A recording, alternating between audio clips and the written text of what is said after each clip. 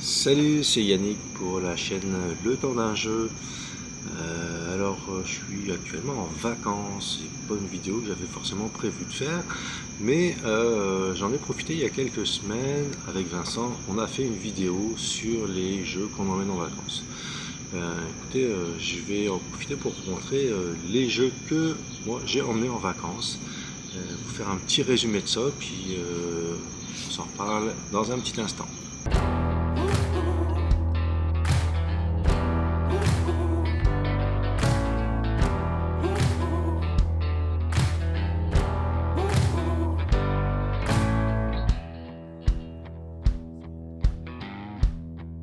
Alors, le premier petit jeu que j'ai emmené, c'est des pirates.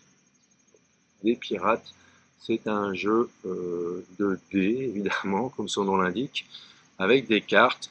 On va piger des cartes et puis en fonction de cette carte-là, on va devoir réaliser des objectifs avec les dés. On a autant de chances qu'on veut sur les dés, mais seulement il y a des dés où il y a des fins. Tous les dés ont des faces avec des pirates, et puis si on tire 3 pirates, notre tour est fini, puis on doit passer notre tour au suivant, et on perd les points qu'on devait avoir dans cette manche. Donc c'est un jeu qui est très familial, ça se joue très bien, c'est très rapide, c'est un jeu qui est donné pour, si je regarde, je ne sais pas combien de temps, mais c'est un jeu pour 8 ans, 30 minutes. Donc c'est un jeu qui va quand même très vite, un jeu qu'on arrive à placer facilement. Le deuxième jeu que je connais un peu moins bien, qu'on a emmené, mais j'y ai joué juste une fois sur BGA, c'est Splendor Duel. Alors Splendor Duel, c'est un jeu qui est issu du jeu Splendor, où on peut jouer à plusieurs. Là, c'est un jeu qui est uniquement fait pour 2 personnes. Avec les jetons qu'on a, on va devoir réaliser les objectifs des cartes et pour maximiser le nombre de points et puis pouvoir gagner la partie. Je ne peux pas vous en dire beaucoup plus, je ne le connais pas bien, je suis désolé, mais c'est très facile d'aller voir les règles. C'est un jeu qui est aussi très rapide. C'est un jeu qui est donné donc pour 2 joueurs en 30 minutes aussi, donc c'est un jeu qui joue très très vite. Troisième jeu que j'ai emmené, c'est Knarr. Alors Knarr, c'est un jeu que j'aime beaucoup, sur la thématique des Vikings. On est le capitaine d'un navire, d'un équipage qu'on va devoir recruter. Avec cet équipage, on va devoir explorer des nouvelles contrées et puis faire du commerce. Donc on a des cartes de différentes couleurs. Plus on va avoir de cartes de la même couleur, plus ça va nous rapporter de petits artefacts, des bracelets et puis des casques. Les casques vont nous permettre de choisir les cartes qui vont être différentes du choix qu'on devrait avoir normalement. Et les bracelets vont nous permettre de faire du commerce. Plus on va avoir de bracelets, plus on va avoir de possibilités de faire de commerce et donc de ramasser des points. Le vainqueur de la partie est le premier qui arrive à 40, mais si on est un petit peu derrière et puis qu'on arrive dans son tour à dépasser l'adversaire qui a passé les 40, on va gagner la partie. Donc ça ne s'arrête pas pile à 40, si je me souviens bien.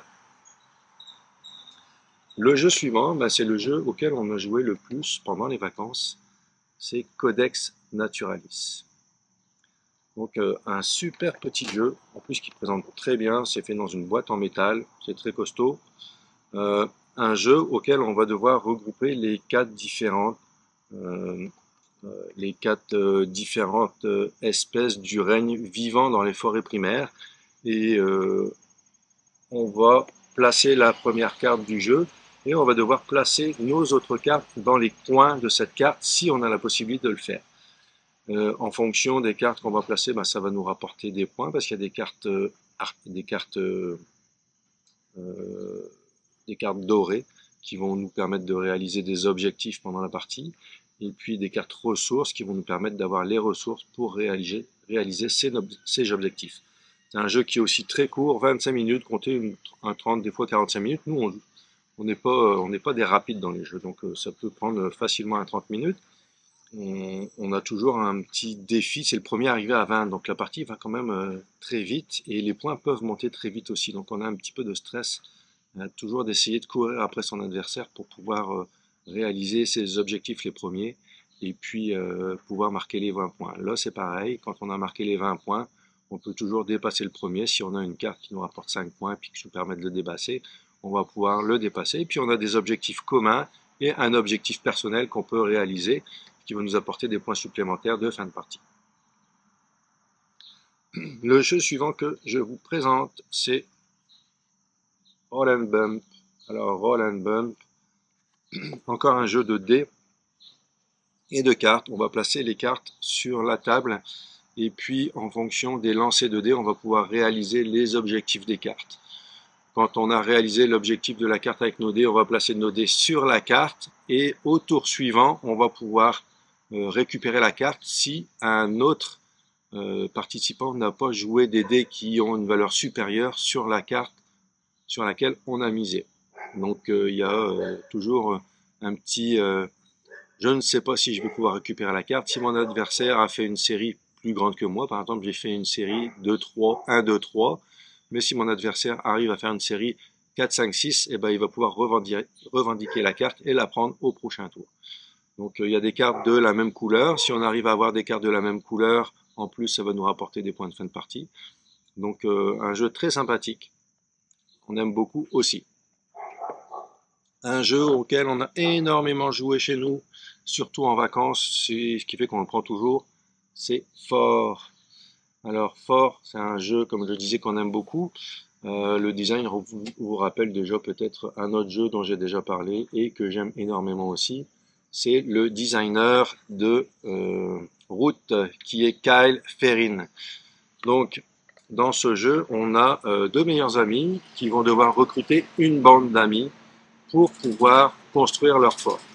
Le premier qui arrive à construire son fort, ben, il termine la partie, puis on va compter les points de fin de partie. Donc on doit recruter des amis dans un jardin commun et aussi dans le jardin des adversaires. En effet, les adversaires, les amis avec lesquels ils n'auront pas joué, ben, ils vont être disponibles pour venir jouer avec nous. Donc il faut faire attention aux cartes qu'on dépose dans son jardin, parce que si c'est des cartes qui peuvent intéresser l'adversaire, ben, évidemment, il va pouvoir faire des points. Donc en fonction de ça, pour recruter, on va pouvoir recruter avec, pas recruter, mais faire des points pour construire son fort avec des pizzas et puis avec des jouets. Donc c'est vraiment un thème basé sur les enfants.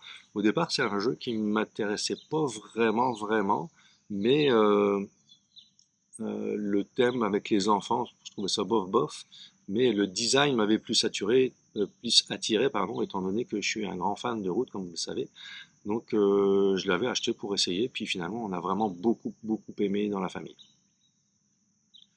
Enfin, le dernier jeu que je vous présente, on a emmené 7 jeux. C'est un classique de cette année, c'est SkyTeam. Donc SkyTeam, qui commence à être très connu, on en a parlé beaucoup. C'est un jeu qui se joue à 2 joueurs. On incarne le pilote et le copilote d'un avion. Et puis notre but, ça va être de faire atterrir notre avion sur une piste qu'on a prédéterminée au départ. Donc la première, c'est Montréal-Trudeau. Mais il y a eu quand même une bonne quantité d'autres avions. On va devoir garder l'avion bien droit pour atterrir. C'est un jeu de dés. Donc nos dés vont permettre avec notre adversaire de placer l'avion comme il faut. Nos dés, ils sont cachés. Donc c'est-à-dire qu'on ne connaît pas les dés de l'adversaire. C'est un petit peu la difficulté. Il va falloir essayer de jauger ce que l'adversaire peut avoir dans son jeu pour nous aider à placer nos dés. Donc il va falloir sortir les trains d'atterrissage, il va falloir sortir les volets pour l'atterrissage aussi. Il y a des avions qui vont se mettre en travers de notre chemin. Il va falloir par l'intermédiaire de la radio pouvoir les prévenir que on va passer, puis il va falloir qu'ils se tassent, sinon c'est un risque de collision, puis s'il y a une collision, on a perdu la partie. Donc au bout du compte, si on arrive à faire atterrir l'avion, on a gagné, puis on peut éventuellement passer à l'aéroport suivant pour augmenter les difficultés. Donc dans certaines difficultés, il va y avoir du vent qui va venir se mettre de la partie, ou alors on va avoir des fuites de kérosène. Enfin, bref, c'est pas les choses qui vont manquer pour nous mettre pas des bâtons dans la roue, mais peut-être des oiseaux dans les moteurs. Voilà, c'est un petit peu le tour des jeux que j'ai emmenés en vacances cette année. Donc c'est pas une vidéo qui était prévue. Je fais ça dehors. Il y a le matin de bonne heure dans mon hôtel. Vous voyez qu'il y a quand même du monde qui est levé. On a vu passer du monde. Il y a les chiens, des voisins qui aboient. Enfin bref, c'est pas des conditions idéales. Désolé un petit peu pour le son qui sera de moins bonne qualité aussi, mais j'avais envie d'improviser cette petite vidéo. On va se retrouver prochainement pour des vidéos dans notre décor habituel. Donc en attendant, ben, je vous souhaite des bonnes vacances si vous êtes en vacances également. Et puis on se revoit bientôt. Salut!